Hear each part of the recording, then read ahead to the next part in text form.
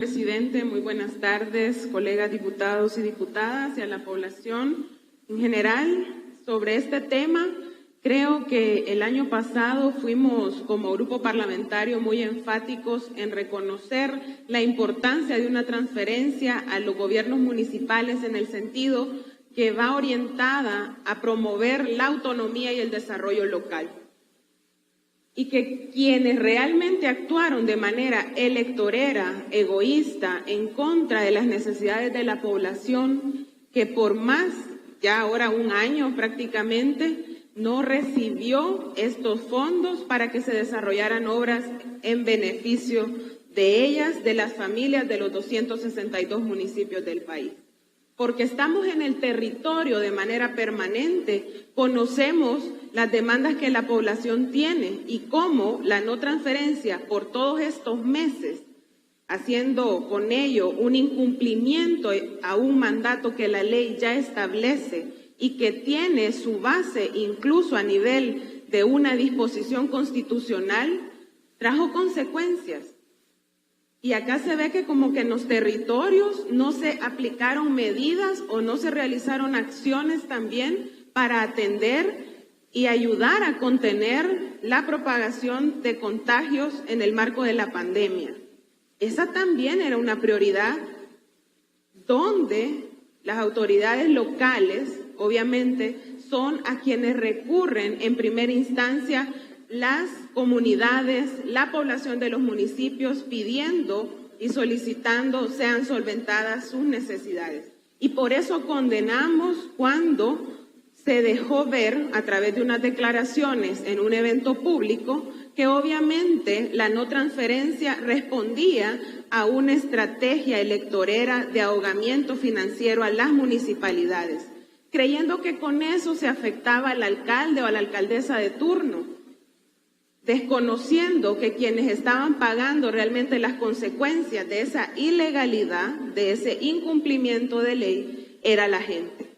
Yo me imagino que quienes estuvieron participando en la campaña, que andaban en los territorios, la gente comentaba qué cosas se habían dejado de ejecutar porque a los municipios se les había ahogado financieramente. No es la misma realidad en todos los territorios, no es cierto que no exista deuda y que la no transferencia del FODES el año pasado agudizó la crisis de las finanzas municipales en el país. El FODES es una ley que determina con mucha claridad los criterios de distribución. ¿Y qué estamos viendo hoy? En primer lugar acá, tratando de legalizar también el no pago, el incumplimiento de la transferencia del año pasado. ¿Dónde fueron a parar esos recursos? Esta asamblea nunca conoció una petición del Ministerio de Hacienda en el sentido de la transferencia que por ley, desde la Constitución y en la ley AFI también, de la Administración Financiera del Estado, dice cómo son las transferencias entre instituciones, entre órganos. Y no pueden poner de excusa el tema de que por el tema de la pandemia o la emergencia o la crisis, no se debía cumplir ese requisito de ley. Si la Asamblea estuvo prácticamente también en estado de emergencia, en el sentido de que nos convocamos el día, la hora que fuera necesario para dar cumplimiento a los requerimientos que fueran justificados y en el marco de la ley pedidos aquí en este órgano de Estado. Y en este caso habría que saber también dónde lo presupuestado en el 2020 para FODES y que además, según el portal de transparencia del Ministerio de Hacienda, también hubo ingresos, porque sí hubo una disminución por efecto de la pandemia, pero no se dejó de percibir ingresos. Todos y todas, con esfuerzo, con las limitantes en la economía familiar, siempre vamos a comprar algo para la alimentación, para el cuidado personal, para las familias, y ahí pagamos impuestos. Hubo ingresos de más de 4.400 millones, y esa es información pública, así como se ha dicho acá, que la población que nos ve puede ir a verificar. Y si a eso se le suma los recursos extraordinarios que se tuvo a disposición, la cooperación que se recibió, hubo más de 8.000 millones entre presupuesto ordinario y recursos extraordinarios. Por lo tanto, no fue válido en ningún momento el argumento de decir que no había recursos y que se priorizó. Fue el objetivo meramente de bloqueo electoral, y debo decir que muy egoísta, por cierto, porque al final es a la gente, a las comunidades del país a la que se le afecta.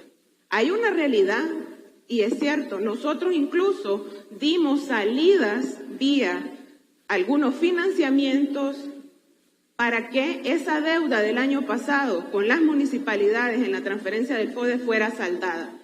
Pero hubo una negativa de parte del Ejecutivo de validar esos mecanismos que sí tenían un respaldo de ley. Por eso ahora es difícil, aun cuando tenemos en cuenta y sabemos que hay una realidad en los municipios, que se valide una ilegalidad a través de este tipo de decretos. Y hay algo más que señalar. Acá se dice: estas transferencias podrán realizarse de forma total o parcial en un plazo que no exceda a 6 meses.